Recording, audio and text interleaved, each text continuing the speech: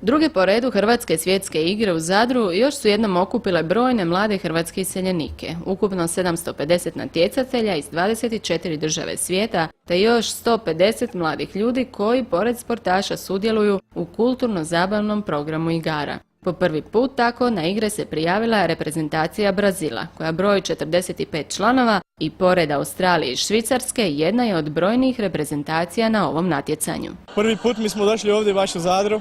Ja specifično, to je moj 4. put u Hrvatsku, ali ovaki igrama, to je prvi put i mi svi smo došli prvi put. Brazilci, oni su svi baš voljeli puno ovdje. Već smo pripremamo za 2014. Nismo mi ni igrali još, ali svi su baš puno voljeli i evo, čekamo šta će biti. Biće sad 3 dana igre, nažalost neće biti više. To je to.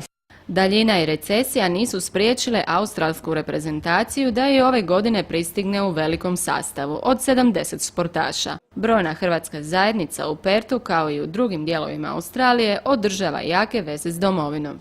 Ovo mi je prvi put na igrama, da, to je točno. I igrat će ja rukomet. Kod nas mi ima veliki iseljeništvo gori u Australija. To je vrlo poznata, kad je bilo prvi put održano prije 4 godine, tako smo saznali opet da će biti održano ovdje u Zadar, opet Hrvatske svjetske igrama i tako smo saznali.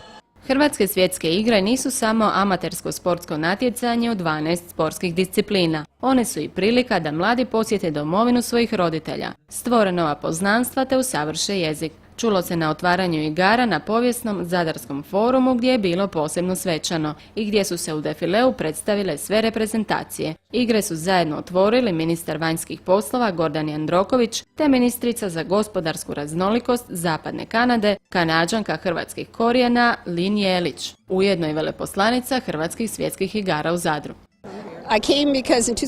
Nakon što sam 2006. godine prisustvovala prvim hrvatskim svjetskim igrama, pružena mi je velika čast preuzeti ulogu veleposlanika igara i ovoga puta. Igre pokazuju koliko su Hrvati ponosni na svoje korijene, te okupljaju brojne mlade Hrvate iz različitih zemalja svijeta koji su došli upoznati domovinu svojih roditelja.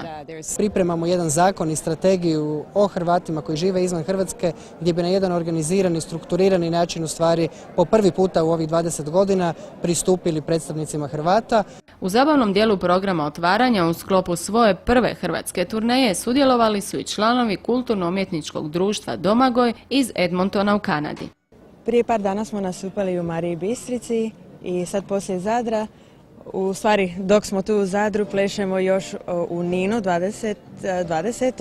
i 22. u Posedarju, pa idemo dolje za Dugopolje, Kašte Kambelovac, Međugorje, Dubrovnik i onda idemo doma.